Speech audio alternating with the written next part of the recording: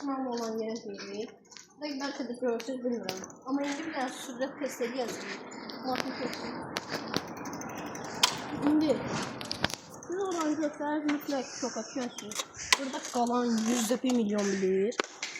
Yəni indi sürət testi eləyəcəyik. Sürət düşürmək üçün. Görün. İndi yandırma ha. Al bak.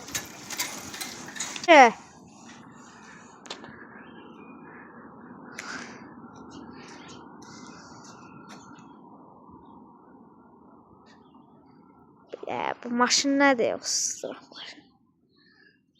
İşte bunu. Baxın indi dostlar gəlir. Sürətlə bir dənə gəlir. Davay. Baxma valla. Davay indi suya girəcək. Ben sana deyirəm ha bura pisdir. Nihat, ay Nihat. Bir söz deyə bilərəm. Ara ayağımı su eləyəcək.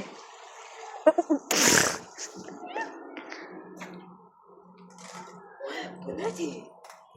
Pizza damız qabağa getdim. Pedal da eləyirəm. Ha, elədir. Elədir. Wow, bura bildiyi Xəzər dənizidir. Ayaqda baxın uşaqlar. Pedal yerə dəyər.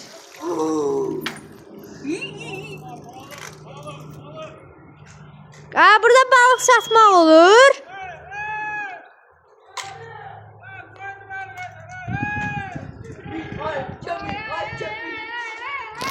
Niyə?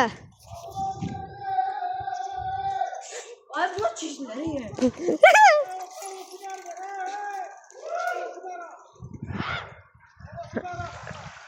Boş kişinin elədiyinə bax.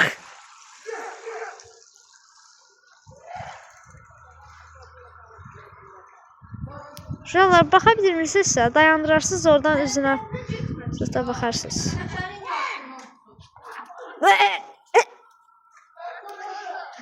Olsa bura biraz açıqdır, elə bir. Qoy buradan gedin bari. Salam aleyküm. Yox. Ha. Ay mən bura nətər çevirəcəm? Qaqa, keçərsən sən. Ay nətər çevirəcəm? Öpün bir at gibi yiyeyim. Sen keçərsən. Keçərsən. Ne oldu? Her yerden keçebilirdi. Ay ona bak. Ona bak. Ha?